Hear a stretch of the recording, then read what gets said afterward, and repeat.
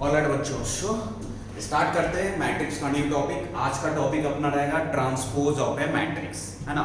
फिर आगे इस पर कुछ क्वेश्चंस भी करेंगे और उसके बाद हम लोग पढ़ेंगे symmetric and skew symmetric matrices. आज बस सिंपल टॉपिक से, आज का बहुत इजी है, ध्यान लगाकर देखना और चीज़ों को समझने की कोशिश करो, कोई ज़्यादा प्रॉब्लम नहीं होने वाला। चलो स्टार्ट करते हैं। ट्रांसपोज ऑफ ए मैट्रिक्स क्या है? जैसे कोई मैट्रिक्स है अपने पास, कोई भी मैट्रिक्स बोल रहा हूँ, मतलब कि कोई जरूरी नहीं है कि स्क्वायर मैट्रिक्स होना ही चाहिए। कोई भी मैट्रिक्स है, कोई भी एक जनरल मैट्रिक्स उठाया, ठीक है ना, m क्रॉस n ऑर्डर का, उसके जितने भी रोज है उसको कॉलम बना दो और कॉलम को रोज बना दो। तो फिर जो रोज को कॉलम में इंटरचेंज करने पे जो नया मैट्रिक्स बना ना, उस मैट्रिक्स को हम लोग क्या बोलते हैं?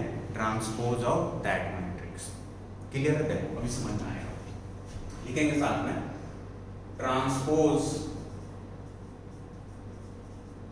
of a matrix A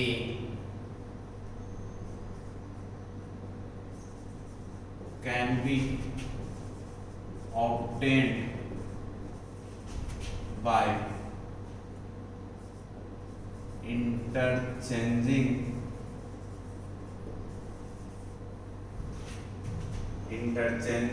its rows into columns. जितने भी रोज है उसको कॉलम्स में चेंज, या कॉलम्स को रोज में, एक ही चीज है कि नहीं। दूसरा point, it can be denoted by, दो तरीके से डिनोट करते हैं। जैसे ए का ट्रांसपोज, तो ए के ऊपर टी देते हैं कैपिटल, और ए डैश, इससे भी डिनोट करते हैं। ए के ऊपर टी या फिर ए डैश, दोनों ए ट्रांसपोज को ही बताएगा। ऑलराइट बेटे।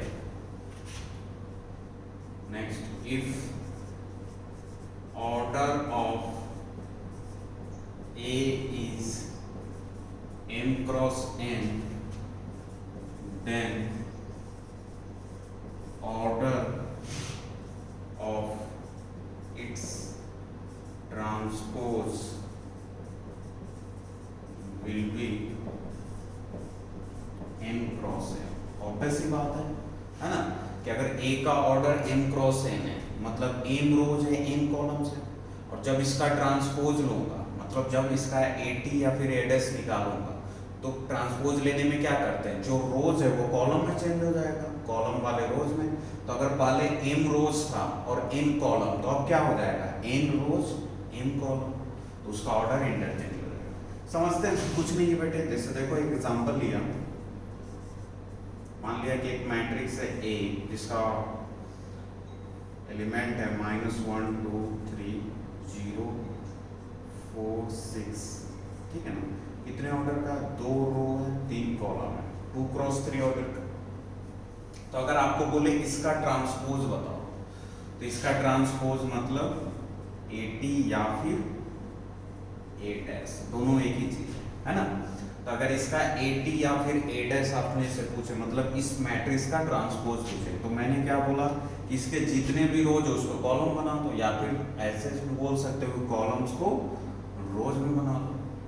तो क्या आ जाएगा? देखो ये रो 1 है, ये क्या बेटे? रो 1, ये क्या है? रो 2। तो इस रो 1 को कॉलम 1 बना देते हैं, तो क्या आ जाएगा? -1 2 3। ये रो 2 है, इसको कॉलम 2 बना दो, तो 0 4 6। ये दिख रहा होगा कितने ऑर्डर का हो गया? 1 2 3 रो, तो 3 रो 2 कॉलम, 3 क्रॉस 2। तो ये अगर ए मैट्रिक्स है, तो इस मैट्रिक्स का ट्रांसपोज ये होगा। ठीक है, सिंपल है ना। अब इसके जो प्रॉपर्टीज है ना बेटे, वो थोड़ा सा इंपॉर्टेंट है ना। तो प्रॉपर्टीज को आप लोग ध्यान से देखेंगे। क्या है?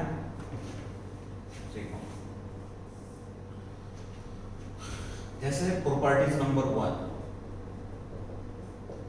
कि कोई भी मैट्रिक्स का आपने ट्रांसपोज लिया और फिर से उसका ट्रांसपोज कर दिया, तो फिर क्या हो जाएगा? वो मैट्रिक्स ही आ जाएगा। ये तो बच्चों वाली बात हो गई। कोई जैसे यही ए मैट्रिक्स है, इसका ट्रांसपोज लिया तो ये आया, अगर मैं फिर से इसका ट्रांसपोज लूं तो फिर से वही बन जाएगा। क्यों? क्योंकि ये रो जो है फिर से क्या हो जाएगा? कॉलम में चेंज हो जाएगा, तो -1 0 कॉलम 1 बन जाएगा, तो ये आ जाएगा। फिर 2 4 कॉलम 2 बन जाएगा, तो ये आ जाएगा। फिर 3 6 जो रो 3 था वो कॉलम 3 बन जाएगा, तो ये आ जाएगा। मतलब ट्रांसपोज का ट्रांसपोज अगर लिया तो फिर से अपने को वही मैट्रिक्स मिलेगा। Alright, properties number 2। Property number 2 ये बोलता है कि जैसे मान लो अपने पास A प्लस B है, ऐसे दो मैट्रिक्स है ना, एडिशन के फॉर्म में दिया हुआ है A प्लस B, इसका ट्रांसपोज पूछो तो आप इसके अलग अलग ट्रांसपोज निकाल सकते हो। देयर इज नो नीड कि पहले ऐड करें फिर उसका ट्रांसपोज निकालेंगे, या फिर बिना ऐड किए हुए दोनों को सेपरेट कर सकते हो, है ना। ये चीज समझ में आ रही है। अच्छा, यहाँ पर क्या है कि A और B कोई भी मैट्रिक्स हो सकता है, हाँ, बस यही कि एडिशन उसका डिफाइन होना चाहिए। दो मैट्रिक्स का एडिशन कब डिफाइंड होता है, जब वो सेम ऑर्डर का है। ऑलराइट, तो ये चीज आप सेल्फ वेरीफाई कर सकते हो, है कि नहीं। इसमें कुछ नहीं, दो मैट्रिक्स को भी लो A और B, उसके बाद उसका सम करके ट्रांसपोज निकालो और फिर उसका अलग अलग ट्रांसपोज निकाल कर ऐड करो, है कि नहीं। तो ये प्रॉपर्टीज आप लोग खुद कर सकते हो, जो इंपॉर्टेंट होगा वो मैं बताऊंगा। दूसरा क्या है कि इसमें मान लो कि कोई मैट्रिक्स है, उसको K से मल्टीप्लाई किया और फिर ट्रांसपोज लिया, तो वो बराबर होता है। आप चाहो तो K के बाहर कर लो और उसका ट्रांसपोज ले लो, ये भी वैल्यू है। मतलब क्या है कि जैसे देखो फॉर एग्जांपल कि मान लिया कि A कोई मैट्रिक्स है, इसमें एलिमेंट है -1 2 4 3, ठीक है। अब इसको मैं किससे, मान लो 3 से मल्टीप्लाई किया, तो 3A बराबर क्या है, -3 6 12 9। अब मैं क्या कर रहा हूँ, इसका ट्रांसपोज ले रहा हूँ पहले A का, तो A का ट्रांसपोज क्या आएगा, ये रो कॉलम में चेंज हो जाएगा तो -1 2, ये रो कॉलम में चेंज हो जाएगा तो 4 3। अब फिर मैं इस 3A का ट्रांसपोज ले रहा हूँ, तो इस वाले मैट्रिक्स का ट्रांसपोज क्या आ जाएगा, -3 6, इसका ट्रांसपोज क्या हो जाएगा 12 9। -3 6 12 9 आ जाएगा। अब तुम इस मैट्रिक्स को और इस मैट्रिक्स को ध्यान से देखो, इस 3A ट्रांसपोज है ना, और ये क्या है A ट्रांसपोज। तो अगर मैं इस मैट्रिक्स में 3 से मल्टीप्लाई कर दूं तो क्या हो जाएगा, 3 इंटू दिस, इस वाले में ये जो अपने पास A ट्रांसपोज आया था उसमें मैं 3 से मल्टीप्लाई कर रहा दोनों साइड, तो 3A ट्रांसपोज ये बराबर क्या आ गया, 3 इसको मल्टीप्लाई किया तो -3 12 6 9। अब क्या दिख रहा है कि ये जो है इसके बराबर आ गया, मतलब इसको मैं लिख सकता हूँ 3A का ट्रांसपोज। मतलब क्या आ गया कि 3A ट्रांसपोज बराबर हो गया 3A का ट्रांसपोज। मतलब क्या है कि कोई भी मैट्रिक्स में है ना, आप किसी स्केलर क्वांटिटी K से मल्टीप्लाई कर रहे हो और उसके बाद मल्टीप्लाई करने के बाद उसका ट्रांसपोज लिया, तो वो इक्वल होगा, आप पहले ट्रांसपोज ले लो और फिर उसको मल्टीप्लाई। तुम खुद सोचो ना, ट्रांसपोज में बेसिकली क्या होता है, रोज कॉलम में चेंज होता है। तो रोज कॉलम में चेंज हो या कॉलम रोज में चेंज हो या चेंज नहीं हो, अगर 3 से मल्टीप्लाई हो रहा है तो सारे मैट्रिक्स में तो सारे एलिमेंट में मल्टीप्लाई होते हैं ना। लॉजिक क्लियर हो रहा है। तो सारे एलिमेंट में जब मल्टीप्लाई होते हैं तो रो 1 अगर कॉलम 1 बनेगा, तो जैसे मान लो कि यहाँ पर क्या था -1 2, ठीक है ना। अब इसमें 3 से मल्टीप्लाई करूंगा तो ये क्या हो जाएगा -3 6, है कि नहीं। तो फिर जब ये रो 1 कॉलम 1 बनेगा तो तभी भी तो ये -3 और 6 ही रहेगा ना। ऐसा थोड़ी कि रो 1 से कॉलम 1 में चेंज होगा तो उसकी वैल्यू चेंज हो जाएगी, नहीं, एलिमेंट्स की वैल्यू तो वही रहेगी। ट्रांसपोज में बेसिकली होता क्या है, रोज कॉलम में इंटरचेंज हो जाते हैं, उसके वैल्यू में तो कोई चेंजेस नहीं होता है। आप वैसे भी मैं यहाँ वेरीफाई कर दिया हूँ, आप लोग you can see it. Okay, तो इसको नोट डाउन कर लो बेटे। नेक्स्ट प्रॉपर्टीज की तरफ बढ़ते हैं।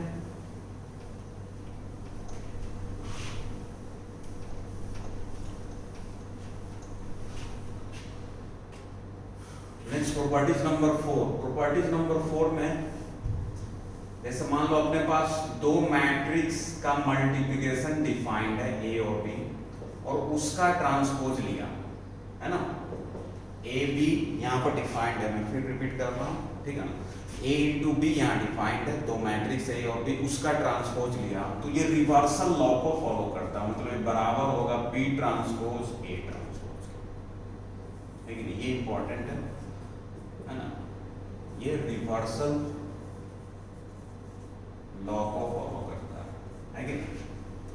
आप इसको भी सेल्फ वेरीफाई इसके तरह कर सकते हो, है ना, कोई भी दो मैट्रिक्स लेकर यहाँ पर आप देख सकते हो। ऑलराइट, नेक्स्ट इसी से स्टैंडर्ड प्रॉपर्टीज में ये भी बना सकता हूँ क्या, कि अगर A इंटू बी का transpose B transpose A transpose है ना, A इंटू बी का ट्रांसपोज अगर B ट्रांसपोज A ट्रांसपोज है, तो अगर मान लो कि कोई तीन मैट्रिक्स ले लिया, मान लो A B C, तीनों का प्रोडक्ट डिफाइंड है, मतलब ये डिफाइंड है, अब मुझे इसका ट्रांसपोज लेना है, तो मैं तो ये तो बता चुका हूं कि जब दो मैट्रिक्स प्रोडक्ट में ट्रांसपोज लेना है तो कैसे होता है, बी पहले बी का ट्रांसपोज फिर ए का ट्रांसपोज, है ना, ये इसके इक्वल होता है।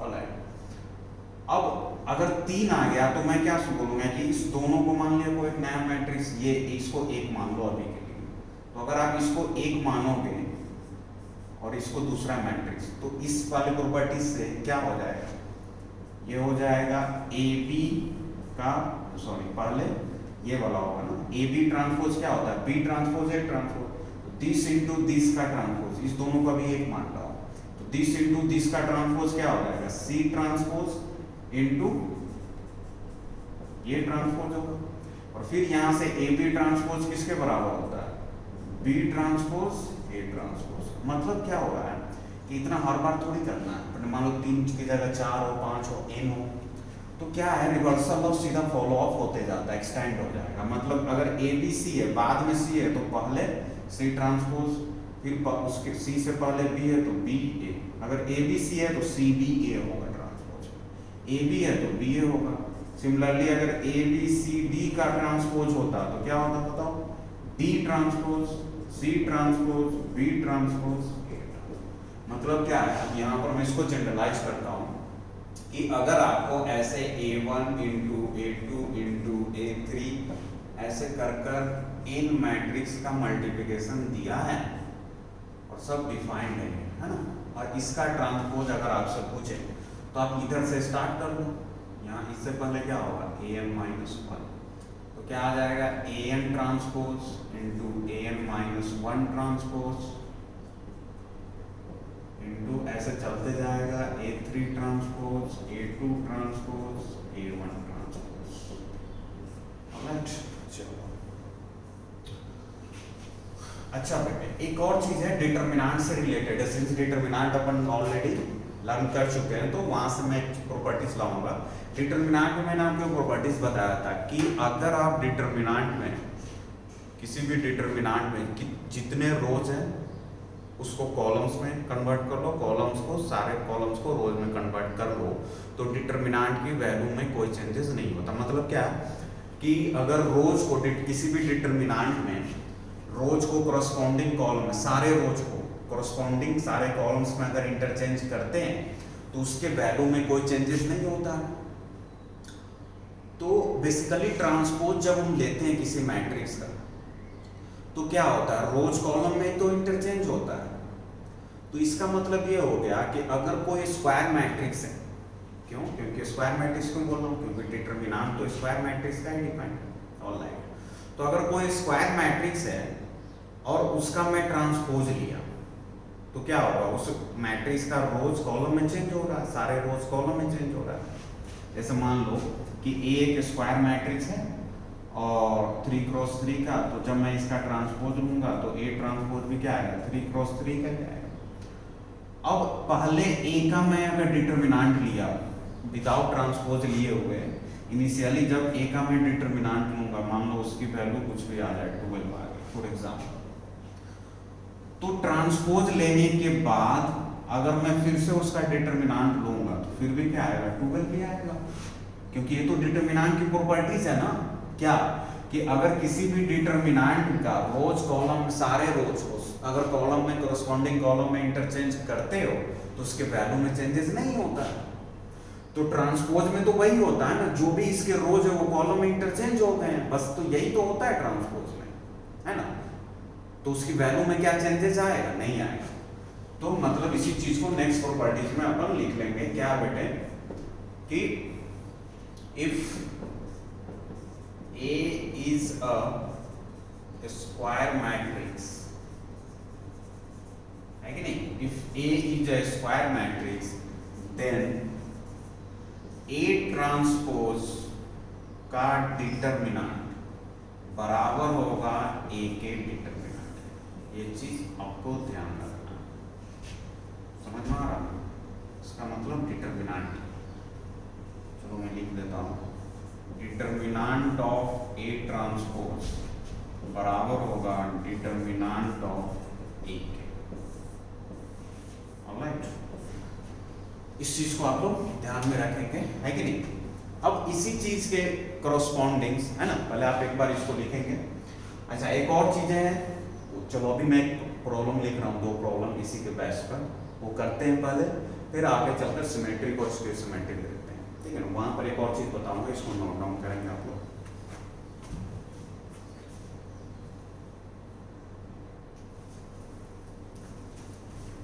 ऑलराइट है, तो इसको बेस हमने दो क्वेश्चंस एग्जांपल्स लिखे हैं, आप लोग चाहे तो ट्राई करेंगे, ठीक है ना। मैं आपको समझाता हूँ क्या प्रॉब्लम पूछा जा रहा है, ठीक है ना।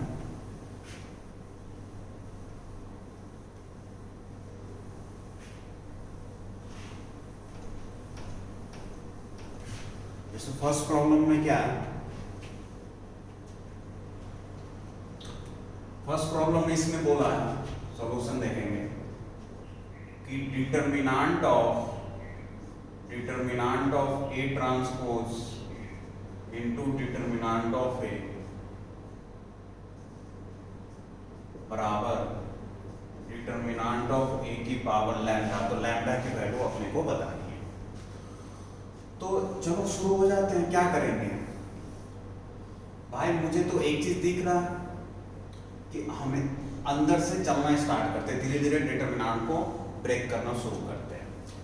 तो याद करो, मैंने आपको एक बताया था डिटर्मिनेंट में ही कि कहीं पर लिखा है k इंटू A का डिटर्मिनेंट, और मैं चाहता हूं ये k कोई कांस्टेंट है, रियल या कुछ भी है, मतलब स्केलर, तुम तो इतना समझो। तो अगर k बाहर आया, तो k जब बाहर आता है और a का ऑर्डर n है, तो k रेज टू n बनकर बाहर आता है। आप लोग जाकर देखना, डिटर्मिनेंट की प्रॉपर्टीज में बताया गया है। मतलब क्या है कि यहां पर तुम देखो, या फिर स्केलर मल्टीप्लिकेशन वाले जब मैट्रिक्स का, तो वहां भी शायद मैंने बताया था कि अगर a का ऑर्डर 3 है, ठीक है ना, a का ऑर्डर 3 है, तो तुम अगर ऐसे कर रहे हो 2 इंटू A और A का ऑर्डर 3, तो अगर तुम 2 को बाहर करोगे तो 2 रेज टू 3 बनकर बाहर आएगा।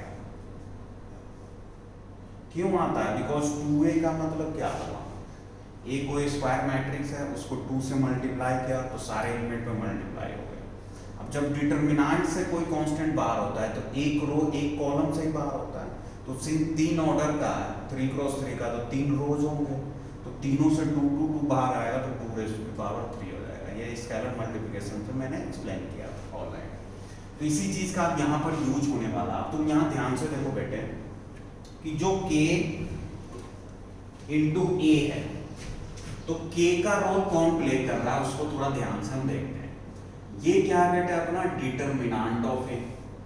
तो कहीं पर डिटर्मिनेंट ऑफ A लिखा हुआ, तो वो तो एक वैल्यू को रिप्रेजेंट कर रहा है, इट्स लाइक k, है ना। और A ट्रांसपोज है ना, तो इसको मैं बोल सकता हूं कि ये k है, और A ट्रांसपोज तो एक मैट्रिक्स होता है, तो k इंटू मैट्रिक्स का डिटर्मिनेंट, यहां देखो ये k हो गया, है ना, क्योंकि एक वैल्यू को रिप्रेजेंट कर रहा है, तो ये k हो गया। तो मैं इसको लिख सकता हूं k, और A ट्रांसपोज तो एक मैट्रिक्स होता है, इसका डिटर्मिनेंट यहां से यहां तक कवर कर रहा हूं, अभी इसको भूल जाओ। तो यहां से मुझे क्या मिलेगा, अगर मैं इस k को बाहर करूंगा, इस k को बाहर करूंगा, तो जो A मैट्रिक्स का मतलब यहां पर क्या है, A ट्रांसपोज है ना, तो जो A ट्रांसपोज का ऑर्डर होगा वो इस k के ऊपर पावर में आ जाएगा।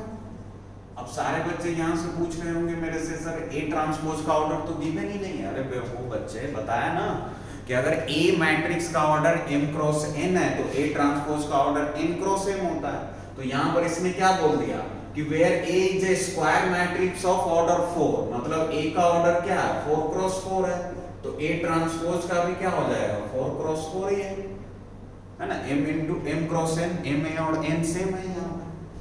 तो यहाँ पर A ट्रांसपोज का ऑर्डर क्या हो जाएगा, 4, तो k की पावर 4 बाहर आ गया। ऑलराइट, तो इसी कंसेप्ट को यहाँ पर हम लोग अब करते जा रहे हैं। तो क्या बनेगा, ध्यान से देखो, है ना, ये बन जाएगा बेटे, ये कांस्टेंट बाहर आएगा तो क्या आ जाएगा, डिटरमिनेंट ऑफ a की पावर 4 बाहर आएगा, क्योंकि इसका ऑर्डर 4 है, तो इसको जब बाहर करूंगा ये तो k की तरह रोल प्ले कर रहा हूं, इनटू में क्या आ जाएगा, A ट्रांसपोज का डिटरमिनेंट आएगा, और ये A पहले से है और ये डिटरमिनेंट है, this is equals to A की पावर लैम्डा। समझ में आ रही चीज है, ये A की पावर डिटरमिनेंट ऑफ A की पावर 4 क्यों आया, इसके कारण जब इसको मैं इस वाले डिटरमिनेंट से, ये तो नंबर है, तुम तो भूल जाओ कि डिटरमिनेंट ये तो एक वैल्यू है, जब इसको बाहर करूंगा तो जो इसको बाहर गया तो अंदर में बस A ट्रांसपोज का डिटरमिनेंट बचा, बाहर में जो A ट्रांसपोज का ऑर्डर था वो पावर में आ गया, ये पहले से था तो इसको लिख दिया। अब यहाँ पर क्या देख रहा हूँ कि A ट्रांसपोज और A का डिटरमिनेंट सेम होता है, अभी जस्ट पढ़े, किसी भी स्क्वायर मैट्रिक्स के लिए A ट्रांसपोज का जो डिटरमिनेंट होगा वही A का डिटरमिनेंट होता है, तो A की पावर 4 और A ट्रांसपोज, तो इसको मैं लिख सकता हूँ A ट्रांसपोज का डिटरमिनेंट को मैं डिटरमिनेंट ऑफ A लिख सकता हूँ, तो ये डिटरमिनेंट ऑफ A और डिटरमिनेंट ऑफ A की पावर 4 दोनों मिलकर क्या हो जाएगा, डिटरमिनेंट ऑफ A की पावर 5 होगा या नहीं होगा, बोलो, होगा। ऑलराइट, डिटरमिनेंट ऑफ A की पावर 5 इंटू A, ठीक है। अब यहां से देखो फिर से ये क्या हो जाएगा, ये दोनों मिलकर ये A की पावर 5 क्यों हुआ, क्योंकि इसकी भी वैल्यू डिटरमिनेंट ऑफ A के बराबर होती है, ट्रांसपोज वाले क्या, तो और ये A पहले से, अब फिर से वही रोल, ये क्या है, कोई स्केलर है K और ये एक मैट्रिक्स है, तो जब ये बाहर होगा तो ये जो A मैट्रिक्स का पावर है इस पे आ जाएगा, तो करो बाहर, क्या आ जाएगा, ये कांस्टेंट, इसका पावर कितना हो जाएगा, 4, क्योंकि इसका ऑर्डर 4 है, this is equals to lambda. तो यहां से क्या मिला बेटे, यहां से मिला A की power 20 into determinant of A बराबर डिटरमिनेंट ऑफ A की पावर लैम्डा, मतलब डिटरमिनेंट ऑफ A की पावर 21 बराबर डिटरमिनेंट ऑफ A की पावर लैम्डा, तो लैम्डा बराबर 21। क्लियर हुआ या नहीं हुआ, बोलो, लैम्डा की वैल्यू आ गई है कि नहीं, सिंपल। तो सब सिंपल कंसेप्ट अभी तक अपन ने ट्रांसपोज के बारे में पढ़े हैं और डिटरमिनेंट के कुछ कंसेप्ट यूज कर हमने इसको सॉल्व किया। ऑलराइट, नेक्स्ट जो है, नेक्स्ट क्वेश्चन देखेंगे ये वाली, इसमें तो क्या है ना, ये क्या है, A एक मैट्रिक्स है, A ट्रांसपोज भी मैट्रिक्स, तो ये दोनों एक मैट्रिक्स है, तो अगर मान लो एक प्रोडक्ट यहाँ पर ऑफ कोर्स यहाँ पर A क्या होगा, A इंटू A ट्रांसपोज अगर डिफाइंड है तो A को क्या होना पड़ेगा, स्क्वायर मैट्रिक्स, है कि नहीं। ऑलराइट, तो एक प्रॉपर्टीज है कि A इंटू B का डिटरमिनेंट है, तो determinant of A into determinant of B matrix multiplication के प्रॉपर्टीज में बताया था।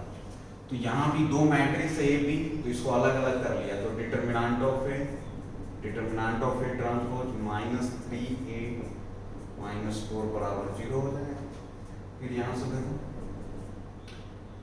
A और A ट्रांसपोज का डिटरमिनेंट इक्वल होता है, अभी जस्ट प्रॉपर्टीज पढ़ा, तो इसको मैं लिख सकता हूँ डिटरमिनेंट ऑफ A का स्क्वायर -3 डिटरमिनेंट ऑफ A -4 बराबर 0। अब ये तो डिटरमिनेंट ऑफ A क्या है, तो नंबर है, उसके टर्म्स में ये क्या आ गया, तुम्हारा क्वाड्रेटिक बन गया। तो तुम तो ऐसे मानो कि ये तो x है, इसको फैक्टराइज कर लो तो क्या आएगा, देखो ये आएगा तुम्हारा डिटर्मिनेंट ऑफ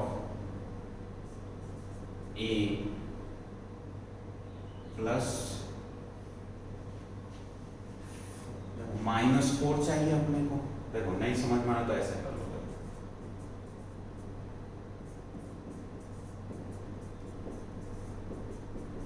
इसको इतना लिख सकते हैं -3 को -4 प्लस a, फिर ये हो जाएगा डिटर्मिनेंट ऑफ a का स्क्वायर। इसमें चलो डिटर्मिनेंट ऑफ a कॉमन ले लो तो क्या आ जाएगा, determinant of a -4 plus 1 common लेंगे तो डिटर्मिनेंट ऑफ a -4 बराबर 0। तो यहाँ से आ जाएगा determinant of a -4 into determinant of a plus 1 बराबर 0। ठीक है, तो यहाँ से दो वैल्यू आ गए कि डिटर्मिनेंट ऑफ a बराबर 4 भी हो सकता है और -1 भी हो सकता है। ठीक है, तो दोनों वैल्यू है क्योंकि डिटर्मिनेंट की वैल्यू नेगेटिव भी हो सकती है। ऑलराइट, चलो तो ये थे बेटा अपने दो प्रॉब्लम ट्रांसपोर्ट। तो अभी आगे और भी इसके प्रॉब्लम्स करेंगे, ठीक है ना। सबसे पहले हम थोड़ा सा सिमेट्रिक और स्क्यू सिमेट्रिक का डिस्कशंस कर लेते हैं। ऑलराइट, चलो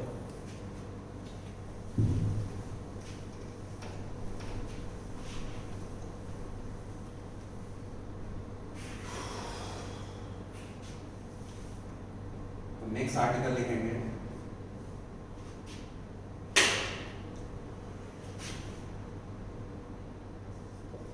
सिमेट्रिक एंड स्क्यू सिमेट्रिक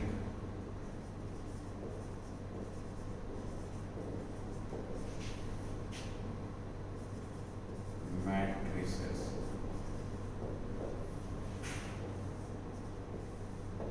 ठीक है, क्या हम समझते हैं, कुछ नहीं। पहला सिमेट्रिक मैट्रिक्स,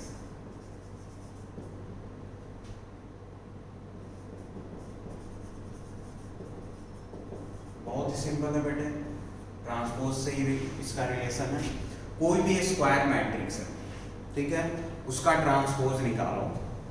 अगर ट्रांसपोज निकालने के बाद जो मैट्रिक्स बना वो मैट्रिक्स जो पहले मैट्रिक्स था उसके इक्वल आ गया तो वैसे मैट्रिक्स को हम लोग सिमेट्रिक बोलते हैं। बराबर है, मतलब क्या है, चलो पहले लिखो, देखो a square matrix A is said to be symmetric if A transpose equals to A। Clear है, अगर उसका A ट्रांसपोज A के इक्वल आ जाए, है ना, मतलब कि कोई मैट्रिक्स है उसका ट्रांसपोज निकालो और वो A के बराबर आ जाए, है ना, तो वैसे मैट्रिक्स को हम लोग क्या बोलेंगे, सिमेट्रिक मैट्रिक्स। जैसे देखो फॉर एग्जांपल, जैसे मैंने लिया, मैंने A कोई मैट्रिक्स लिया जिसका एलिमेंट है 1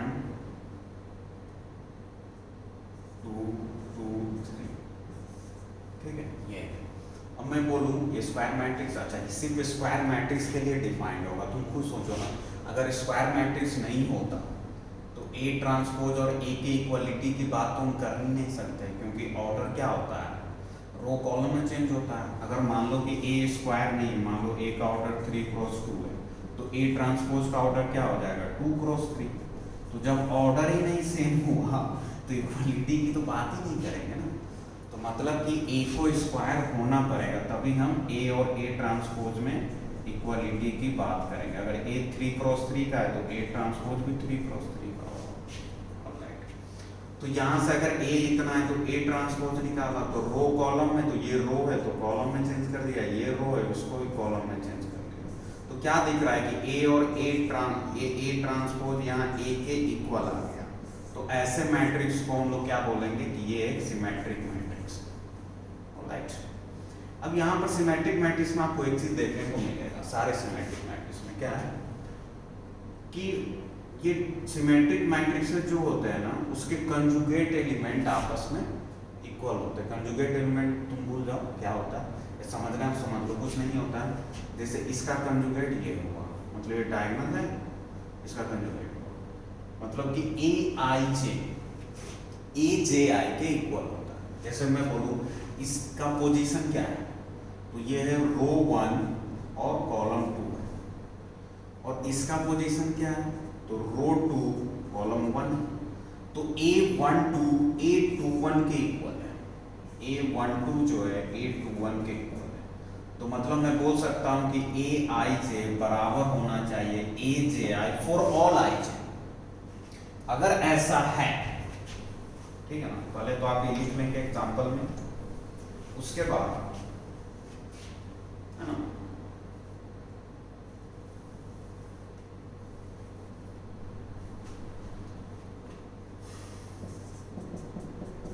उसके बाद जो इंपॉर्टेंट नोट्स करके आप लोग नोट डाउन करेंगे क्या, कि जो Aij जो होगा ना, है ना, लिखो नोट करके कि फोर सिमेट्रिक मैट्रिक्स, है ना, किसी भी सिमेट्रिक मैट्रिक्स के लिए Aij बराबर होगा Abi के फॉर ऑल Ij, जितने भी Ij है ना सभी के लिए।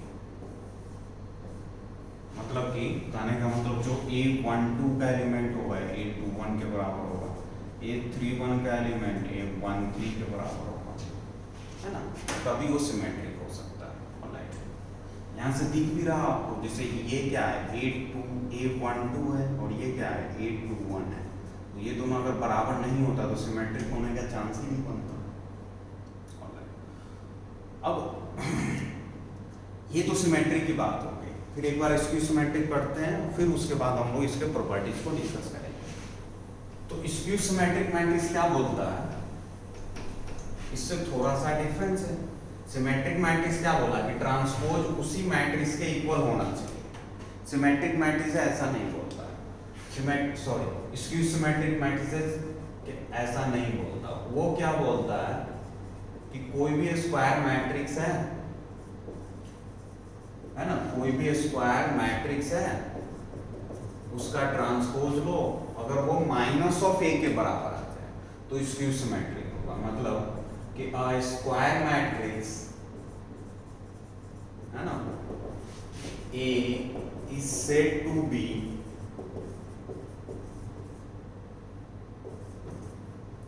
स्क्यू सिमेट्रिक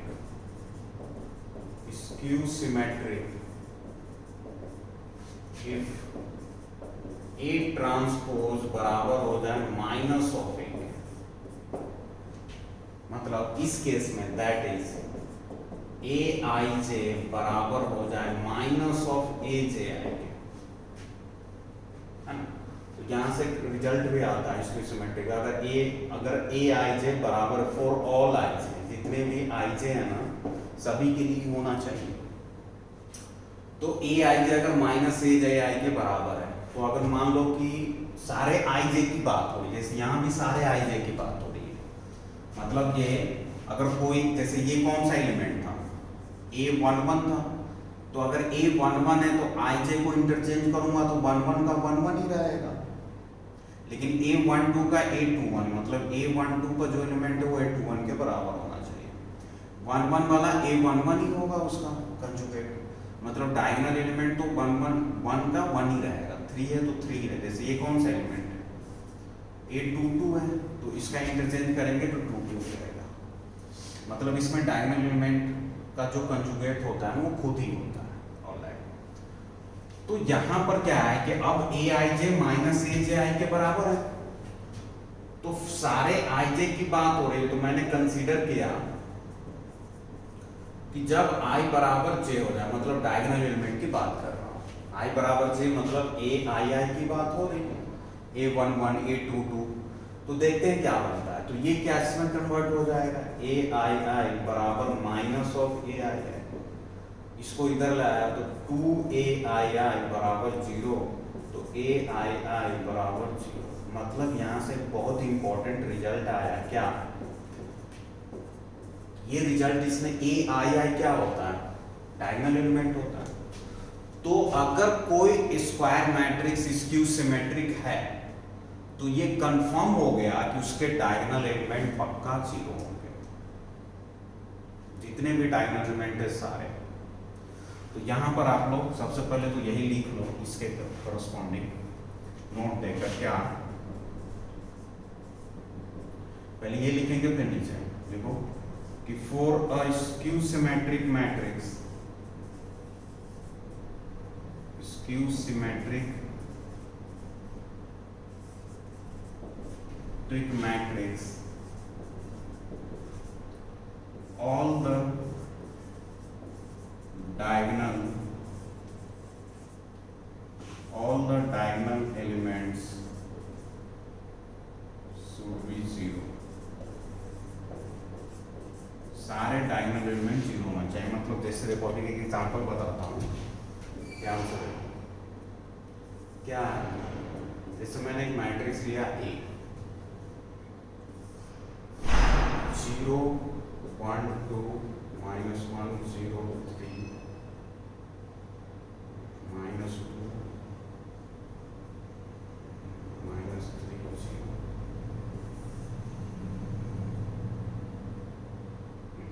देखो अब मैं बोलूँ इसका ट्रांसपोज लो, तो इसका A ट्रांसपोज अगर करोगे तो देखो क्या आता है, करो पहले। ये रो है, कॉलम में चेंज होगा तो 0 1 2 होगा, ये रो फिर कॉलम में चेंज होगा तो -1 0 3 होगा, ये रो 3 कॉलम 3 में चेंज होगा तो -2 -3 0। ये इसका ट्रांसपोज आ गया।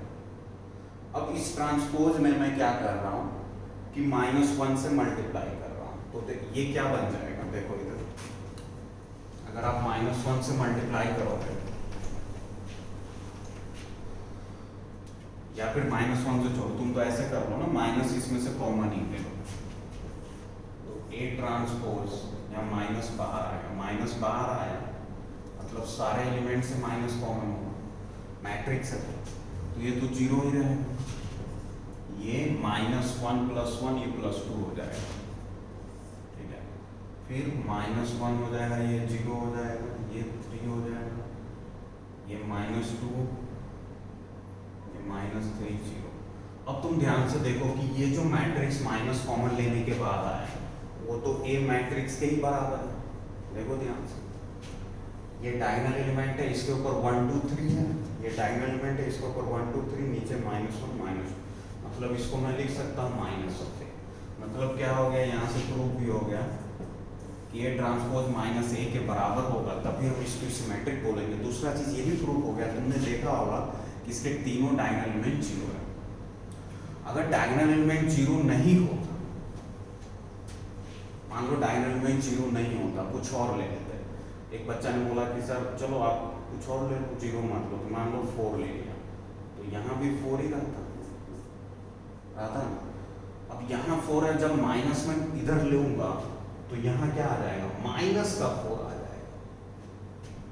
तो अब तो ये A के बराबर नहीं होगा ना, क्योंकि यहाँ तो +4 था। समझ में आ रही है चीजें, इसीलिए तो यहाँ क्या होगा बेटे, 0 ही। मतलब कि स्क्यू सिमेट्रिक मैट्रिक्स के लिए आपको डायगोनल एलिमेंट को 0 रखना ही पड़ेगा। एक बार लिखेंगे, इसके बाद हम लोग इसके प्रॉपर्टीज देखते हैं।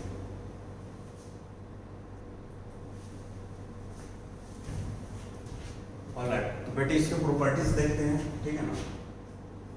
प्रॉपर्टीज नंबर 1, स्क्यू सिमेट्रिक और सिमेट्रिक दोनों का है।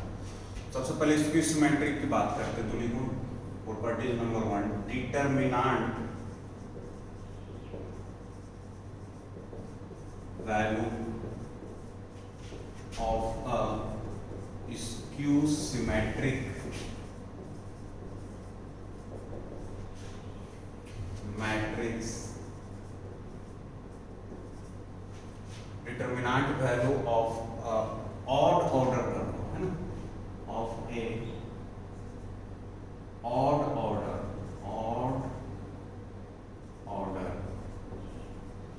Determinant value of odd order skew symmetric matrix will be 0, confirm है। अगर कोई ऑड ऑर्डर का स्क्यू सिमेट्रिक मैट्रिक्स उसका डिटरमिनेंट आपसे पूछा जाए तो आप डायरेक्ट उसका आंसर 0 लिख सकते हैं। सोच रहे हो सर कैसे हो रहा है, तो देखो प्रूव करते हैं। जैसे मान लो कि अपने पास कोई भी मैट्रिक्स है, स्क्वायर मैट्रिक्स ही होगा तभी तो स्क्यू सिमेट्रिक या सिमेट्रिक की बात करेंगे, हमेशा स्क्वायर मैट्रिक्स में ध्यान रखना है। ट्रांसपोज निकालने के लिए मैट्रिक्स को स्क्वायर होना जरूरी नहीं है, कुछ भी हो सकता है, लेकिन सिमेट्रिक और स्क्यू सिमेट्रिक अगर बताना है तो उसको स्क्वायर होना सबसे पहला कंडीशन है। ऑलराइट, तो ए कोई मान लिया स्क्वायर मैट्रिक्स है ना, मान लिया ऑड ऑर्डर का है ना, मान लिया इसका ऑर्डर है 3 क्रॉस 3 है ना, ये ऑड ऑर्डर का स्क्वायर मैट्रिक्स है 3 क्रॉस 3, ठीक है। अब मैं ये भी बोल दिया कि ये स्क्यू सिमेट्रिक है ना, बोल दिया कि ये स्क्यू सिमेट्रिक है। तो अगर ये स्क्यू सिमेट्रिक है तो एक चीज तो कंफर्म हो गया, ए ट्रांसपोज माइनस ए के बराबर होगा या नहीं? और सिंस स्क्वायर है तो दोनों, ये भी ए ट्रांसपोज भी क्या होगा, स्क्वायर ही होगा, ये भी स्क्वायर है, तो दोनों का डिटरमिनेंट डिफाइंड है, तो दोनों साइड डिटरमिनेंट लिया, तो डिटरमिनेंट ऑफ ए ट्रांसपोज बराबर डिटरमिनेंट ऑफ दिस। अब यहां से एक चीज देखो, डिटरमिनेंट ऑफ ए ट्रांसपोज, ध्यान से देखो ये क्या है, डिटरमिनेंट ऑफ माइनस ऑफ ए है। अब माइनस डिटरमिनेंट के अंदर समथिंग ऐसे माइनस करके, अब इस माइनस को मैं बाहर लाना चाहता हूं, तो माइनस मतलब -1, तो वो -1 की पावर n1 के बाहर आएगा। अभी बताया कि k इंटू ए है तो वो k की power n into determinant of A होता है। ये बहुत इंपॉर्टेंट है बेटा, ये प्रॉपर्टीज, इसको तो आप लोग रट जाओ, ये बहुत बार यूज होगा, बहुत सारे क्वेश्चंस में करेगा। तो ये -1 की power n into determinant, where n क्या है, ऑर्डर ऑफ द मैट्रिक्स, तो यहाँ पर a का ऑर्डर क्या लिया अपन ने 3, तो क्या आ जाएगा -1 की power 3 into determinant of a, -1 की पावर 3 क्या होगा माइनस ऑफ a, -1 की पावर 3 -1 तो माइनस ऑफ a बन जाएगा, तो डिटरमिनेंट ऑफ a ट्रांसपोज हो जाएगा माइनस डिटरमिनेंट ऑफ a, लिख सकता हूँ। इसको इधर ले आया तो 2 टाइम्स डिटरमिनेंट, अच्छा यहाँ पर क्या है 2 टाइम्स क्यों बोल रहा हूँ, क्योंकि डिटरमिनेंट ऑफ a बराबर होता है डिटरमिनेंट ऑफ a ट्रांसपोज के, तो इस डिटरमिनेंट ऑफ a को मैं ऐसे भी लिख सकता हूँ डिटरमिनेंट ऑफ a ट्रांसपोज, या फिर इस a ट्रांसपोज को मैं डिटरमिनेंट ऑफ a भी लिख सकता हूँ क्योंकि इक्वल होता है। तो ये डिटरमिनेंट ऑफ a माइनस इधर 2 टाइम्स डिटरमिनेंट ऑफ a बराबर 0, तो यहाँ से डिटरमिनेंट ऑफ a बराबर 0, हेंस प्रूव हो गया कि अगर ऑड ऑर्डर का है तभी 0 होगा स्क्यू सिमेट्रिक के केस में। समझ में आया ना? अगर ऑड ऑर्डर नहीं होता है, मान लो इवन ऑर्डर होता, तब तो इवन ऑर्डर होता तो क्या आता है, जैसे डिटरमिनेंट ऑफ ए ट्रांसपोज बराबर -1 की पावर मान लो 4, ये आता, तो ये तो 1 हो जाता, तो ये तो हमेशा इक्वल होता है। इसमें क्या होता है, ये तो डिटरमिनेंट ऑफ ए बराबर डिटरमिनेंट ऑफ ए आ गया, ये तो होता ही है, ऑब्वियस सी बात है, 2 बराबर 2 तो होता ही है ना। तो यहाँ पर चीजों को समझने के, अगर ऑड ऑर्डर इवन ऑर्डर का है तो 0 हो भी सकता है, नहीं भी हो सकता है, डिपेंडिंग अपॉन एलिमेंट्स। ऑलराइट, जैसे देखो चाहो तो एक एग्जांपल भी देख सकते हो, जैसे मान लो एक बताता हूँ मैं, जैसे मान लो एक मैट्रिक्स है 2 ऑर्डर का,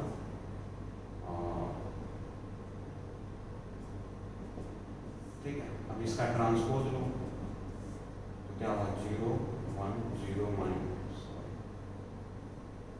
0, तो ये क्या हो गया a ट्रांसपोज बराबर माइनस, मतलब ये क्या है स्क्यू सिमेट्रिक, इसका डिटरमिनेंट निकाल दो 0 है क्या, नहीं है, तो क्यों, क्योंकि इवन ऑर्डर का है। अगर ये ऑड ऑर्डर होता ना तो पक्का 0 होता। ऑलराइट, नेक्स्ट प्रॉपर्टीज जो कि बहुत ही इंपॉर्टेंट प्रॉपर्टी है बेटे, है ना, खासकर आपके +2 बोर्ड के लिए भी वो इंपॉर्टेंट होता है, जेई के लिए भी तो है ना, तो इसको तो आप लोग मार्क करके रखो। यहाँ पर क्या है प्रॉपर्टीज नंबर 2 का फर्स्ट पार्ट, कि if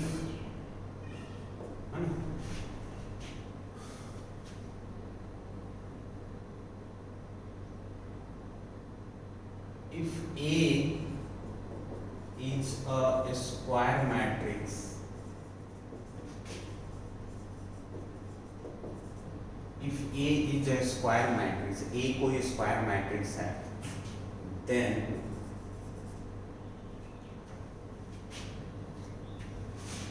A plus A transpose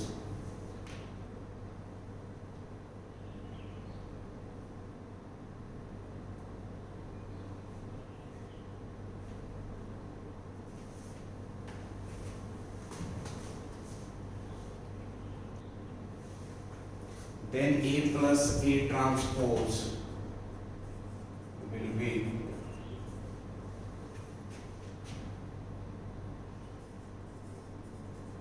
symmetric matrix. दूसरा A minus A transpose will be skew symmetric.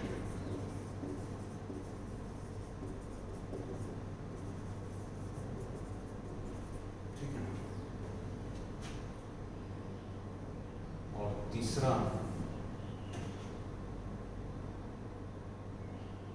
a square matrix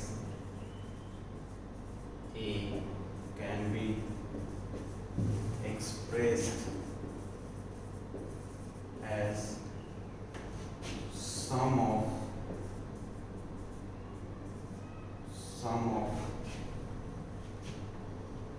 symmetric and skew symmetric matrix. देखते हैं तीनों चीजों में क्या बोला गया, उसको समझते हैं बेटे, ठीक है ना, फिर आगे बढ़ेंगे। इसमें क्या बोला, पहला चीज कि अगर कोई A एक स्क्वायर मैट्रिक्स है, मान लो M कुछ भी ऑर्डर का M क्रॉस N, तो A प्लस A ट्रांसपोज पक्का सिमेट्रिक होगा और A माइनस A ट्रांसपोज पक्का स्क्यू सिमेट्रिक होगा। इसने ये बोला, तो मैं तो देखूंगा भाई, जैसे मान लिया कि B मैट्रिक्स बराबर A प्लस A ट्रांसपोज, अब A प्लस A ट्रांसपोज इसने बोला सिमेट्रिक होगा ही, तो सिमेट्रिक होगा तो मतलब कि B ट्रांसपोज अगर मैं निकालूंगा तो वो B के बराबर आना चाहिए, तभी सिमेट्रिक बनूंगा। तो B ट्रांसपोज निकाला मतलब ये क्या हो जाएगा, A प्लस A ट्रांसपोज का ट्रांसपोज, है ना। तो यहां से क्या आ जाएगा, A ट्रांसपोज प्रॉपर्टीज लगाया A प्लस B वाली, फिर क्या आएगा A ट्रांसपोज का ट्रांसपोज, तो A transpose plus A transpose का ट्रांसपोज है, मतलब ये B के ही बराबर आ गया। तो यहाँ से B ट्रांसपोज अगर B के बराबर है मतलब A प्लस A ट्रांसपोज जो मैट्रिक्स था वो क्या है, सिमेट्रिक मैट्रिक्स है या नहीं है। सिमिलरली आप C बराबर मान लो A माइनस A ट्रांसपोज, ये दूसरा पॉइंट प्रूव करने के लिए, तो C ट्रांसपोज निकालो तो क्या आ जाएगा, A माइनस A ट्रांसपोज का ट्रांसपोज, तो ये सेपरेट होगा तो A transpose minus A transpose का ट्रांसपोज, तो यहाँ आ जाएगा A transpose minus of A, फिर माइनस कॉमन लेंगे तो A माइनस A ट्रांसपोज, तो यहाँ से ये माइनस C के बराबर आ गया। तो C ट्रांसपोज अगर माइनस C के बराबर आ रहा है तो C क्या है, स्क्यू सिमेट्रिक, मतलब A माइनस A ट्रांसपोज क्या होगा, स्क्यू सिमेट्रिक। मतलब दुनिया में कोई भी स्क्वायर मैट्रिक्स हो, उस मैट्रिक्स में अगर तुम उसका ट्रांसपोज ऐड कर दोगे तो पक्का जो रिजल्ट आएगा वो सिमेट्रिक मैट्रिक्स होगा, और अगर उसका ट्रांसपोज तुम उसमें से सब्ट्रैक्ट कर दोगे तो पक्का स्क्यू सिमेट्रिक होगा। ये दोनों पॉइंट क्लियर हुई क्या, ऑलराइट। तीसरा पॉइंट इंपॉर्टेंट है, ऐसे क्वेश्चंस आते हैं बोर्ड्स में और इस पर ऑब्जेक्टिव क्वेश्चन भी बनते हैं। इसने क्या बोला कि a square matrix A can be expressed as sum of symmetric and skew symmetric matrices। मतलब क्या है कि कोई भी स्क्वायर मैट्रिक्स A है उसको हम लोग लिख सकते हैं half A plus A transpose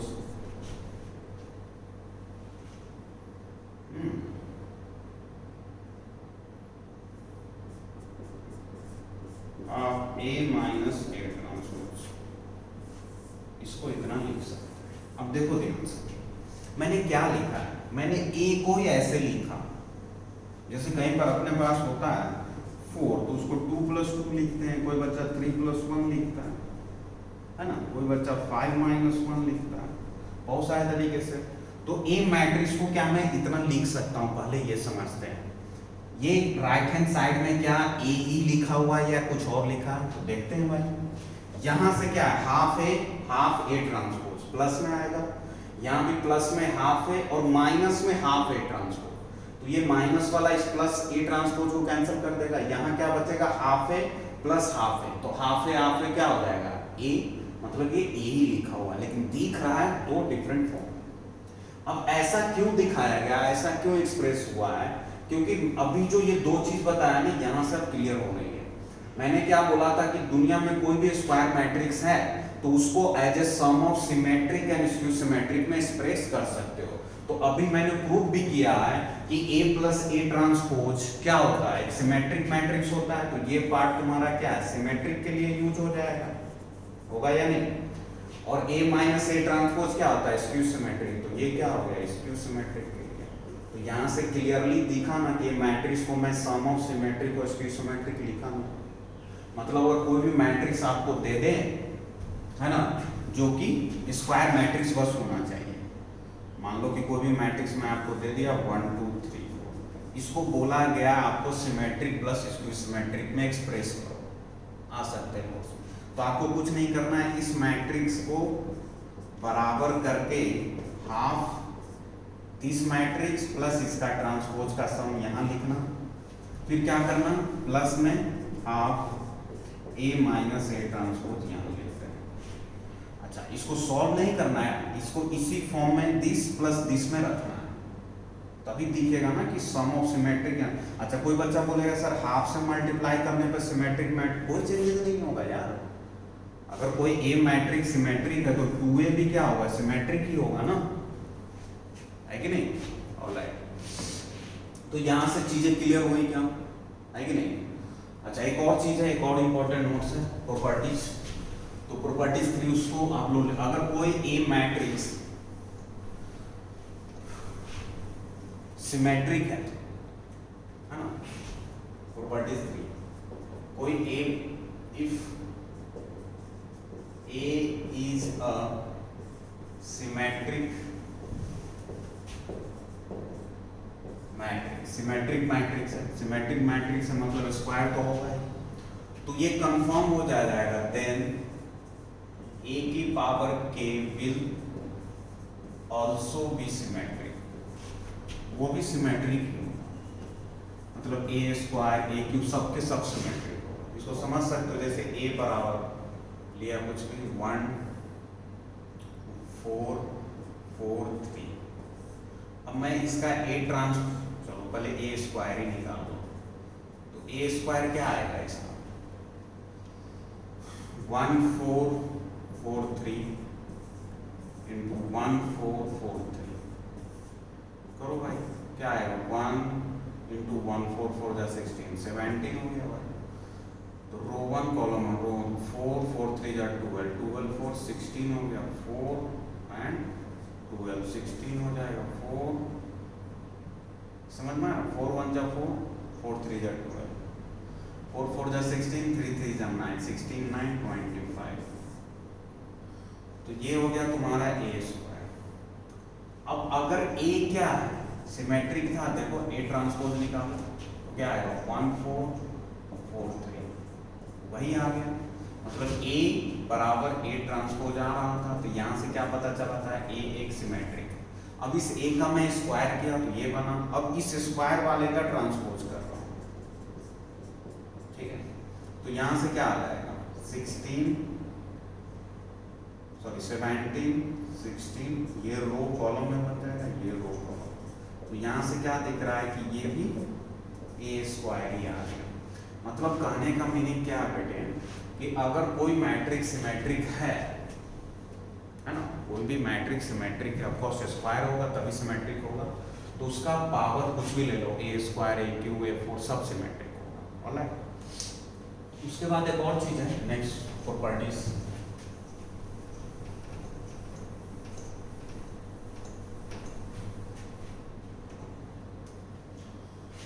what is number 4? लिखो कि if A and B are square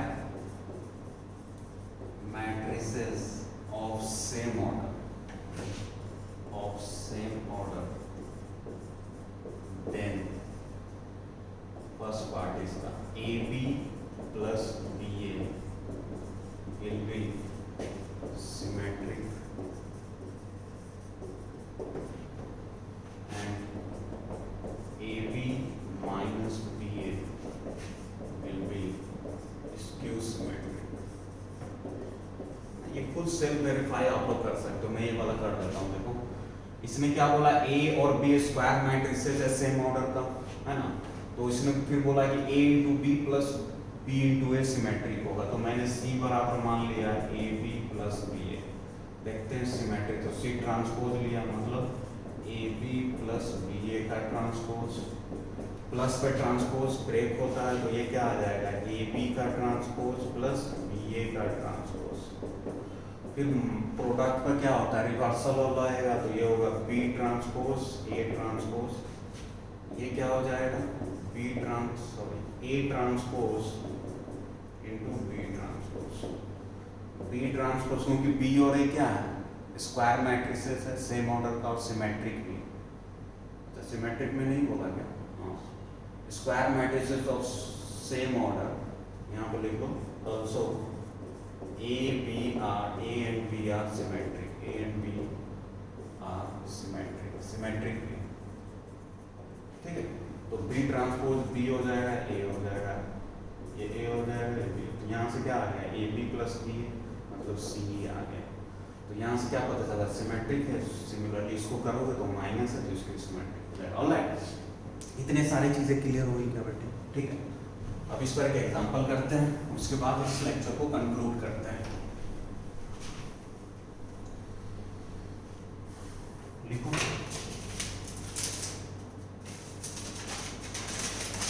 simple सा एग्जांपल है,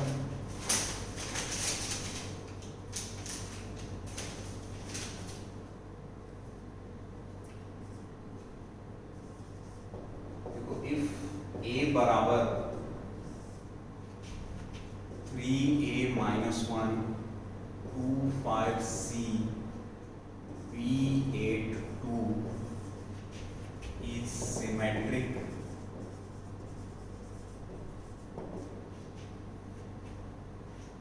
and B बराबर D3A B minus A E minus 2B minus C minus 2 6 minus F are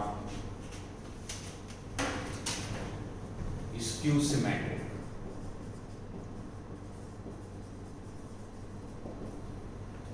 Then find AB, है ना। हम लोगों को A और B मैट्रिक्स गिवन है और A B निकालना। अब तुम सोचोगे सर A और B मैट्रिक्स गिवन है, A B बताना है, तो बस प्रोडक्ट मैट्रिक्स मल्टीप्लिकेशन यूज कर A B निकालो। लेकिन भाई साहब यहाँ पर आपको दिखना होना चाहिए कि यहाँ पर A में कितने अननोन है, A B C 3 अननोन है, फिर B में कितने हैं, A B है, C है, D E F है, सब अननोन है। तो उसकी वैल्यू तो फाइंड आउट करके पहले रखनी पड़ेगी, फिर जाकर A B निकलेगा। मतलब क्या है कि डायरेक्ट तो हम A B निकाल नहीं सकते यहाँ पे। अच्छा, तो उस जो अननोन क्वांटिटी है A B C D E F, उसको निकालने के लिए इसने एक रिलेशन दिया। क्या इसने बोला कि A एक सिमेट्रिक मैट्रिक्स है और B क्या है, स्क्यू सिमेट्रिक है। तो अगर सब A सिमेट्रिक है, चलो सिमेट्रिक की बात करते हैं बाबे, तो मतलब A ट्रांसपोज A के इक्वल होना चाहिए, तभी ये सिमेट्रिक होगा। तो निकालो A ट्रांसपोज, तो इसका ट्रांसपोज कुछ नहीं, रो को कॉलम में चेंज करो, तो क्या आ जाएगा 3A minus 1 2 5C B8 2, ये किसके इक्वल हो जाएगा बेटे, A के इक्वल होगा। तो 3A minus 1 2 5C B8 2 यहाँ से इक्वेट करो तो क्या दिख रहा है, a बराबर क्या आ गया 2, b बराबर क्या आ गया -1 और c बराबर क्या आ गया 8। यहाँ से भी c बराबर है, यहाँ से भी b बराबर -1, a बराबर। तो ए बी सी की वैल्यू तो आ गई। अच्छा, ए बी सी की वैल्यू आ गई तो मुझे ए मैट्रिक्स मिल गया। मतलब ए मैट्रिक्स क्या हो जाएगा, 3 ए की जगह 2 पुट करूंगा -1 2 5, सी की जगह 8 पुट करूंगा, बी की जगह -1 पुट करूंगा 8। ठीक है, तो ये ए मैट्रिक्स हो गया आपका। सिमिलरली अब मुझे बी मैट्रिक्स बताना है, तो अगर ए बी सी पता है, यहां से देखो b बराबर 10 है, तो देखो एक तो तरीका ये है कि b को इसमें क्या बोला, स्क्यू सिमेट्रिक बोला। तो b अगर स्क्यू सिमेट्रिक है तो b ट्रांसपोज क्या है -b के बराबर इक्वेट करके वहां से जितने अननोन है निकल जाएंगे। लेकिन अब हम ए बी सी तो ऑलरेडी निकाल चुके हैं, a = a ट्रांसपोज करके, तो उसकी वैल्यू पुट कर देते हैं। तो यहाँ क्या हो जाएगा 3, इस a के प्लेस पे क्या हो जाएगा, ये देखो कितना है 2 आया, b - a, तो b की वैल्यू कितनी है -1 और a की वैल्यू 2, तो यहाँ -3 हो जाएगा। e को अभी रहने देता हूँ। यहाँ देखो -2b -c, तो -2b की वैल्यू -1 -c मतलब 8, तो 2 - 8 मतलब -6, यहाँ -6 होगा, यहाँ -2 6, ये आ गया। अब तुम देख रहे हो कि मैंने डायगोनल एलिमेंट छोड़ रखा है, तो ये तीनों क्या होगा 0 होगा बेटे। क्यों? क्योंकि स्क्यू सिमेट्रिक है। अब या तो तुम डायरेक्टली स्क्यू सिमेट्रिक के प्रॉपर्टी यूज करके डायगोनल एलिमेंट को 0 लिख लो, क्योंकि इसने बोल दिया b स्क्यू सिमेट्रिक है, तो आपको सोचना ही नहीं चाहिए ये भी 0 होगा, ये भी 0 होगा, ये भी 0 ही होगा, तभी स्क्यू सिमेट्रिक हो सकता है, नहीं तो नहीं हो सकता। दूसरा तरीका b ट्रांसपोज -b करोगे तो वहां से भी d e f की वैल्यू 0 ही आनी, आप करके देख लो। तो यहाँ से a निकल गया, b निकल गया, तो आप a × b निकालो, ये आपके लिए होमवर्क रहेगा। ऑलराइट, तो आज के लिए इतना ही रखते हैं बेटे, ठीक है। नेक्स्ट क्लास में हम लोग देखेंगे कुछ स्पेशल टाइप्स ऑफ मैट्रिसेस, उसके बाद एडजॉइंट और इनवर्स पढ़ेंगे, फिर अपना लेक्चर मैट्रिक्स का कंक्लूड। ऑलराइट।